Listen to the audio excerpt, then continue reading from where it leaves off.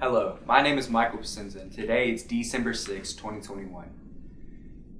Today's history of an Advent hymn is Hail to the Lord's Anointed. Hail to the Lord's Anointed, great David's greater Son. Hail in the time appointed, his reign on earth begun.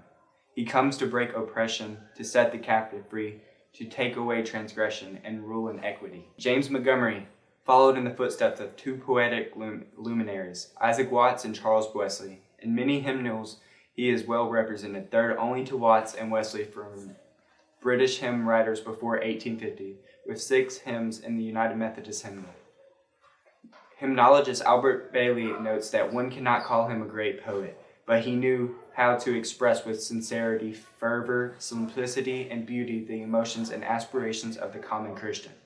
Montgomery's father was a minister, and his parents later served as missionaries to the West Indies. James remained in Yorkshire and was raised from age 6 in a boys' boarding school administrated by the Brethren of Fultnick. Montgomery later said, "There, whatever we did was not in the name of, and for the sake of Jesus Christ, whom we were taught to regard in the amiable and endearing light of a friend and brother."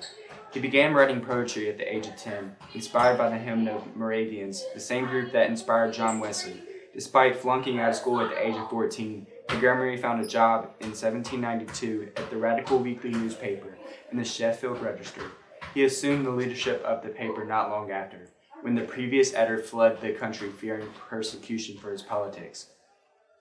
At this point, Montgomery changed the name of the paper to Iris and served for 31 years as an editor, during which he was a tireless supporter of social justice.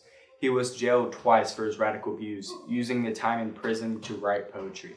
Psalm 72, 1-4 reads, in the Authorized Version, "Give the king thy judgments, O God, and thy righteousness unto the king's son. He shall judge thy people with righteousness, and thy poor with judgment.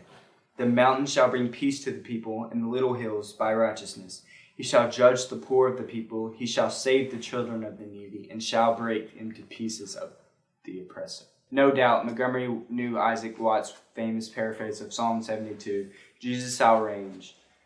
While Watts' extensive paraphrase of the psalm points explicitly to England's expansion throughout the world, Montgomery's paraphrase points to the coming kingdom where the oppressed will be freed and Christ will rule in equity.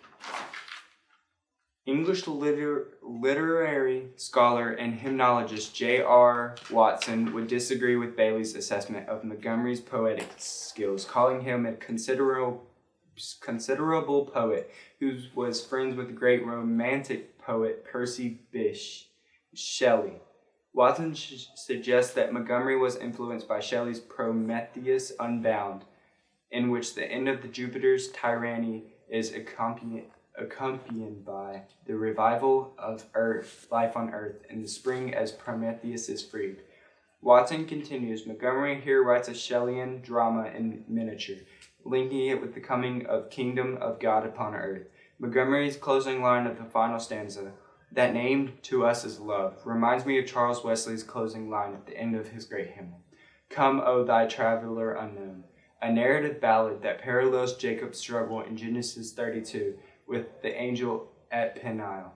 Wesley concludes his struggle with the revelation that thy name is love. For Montgomery, the world has been struggling long and hard with sin and oppression, a world that could and can only be redeemed by the one whose name is love.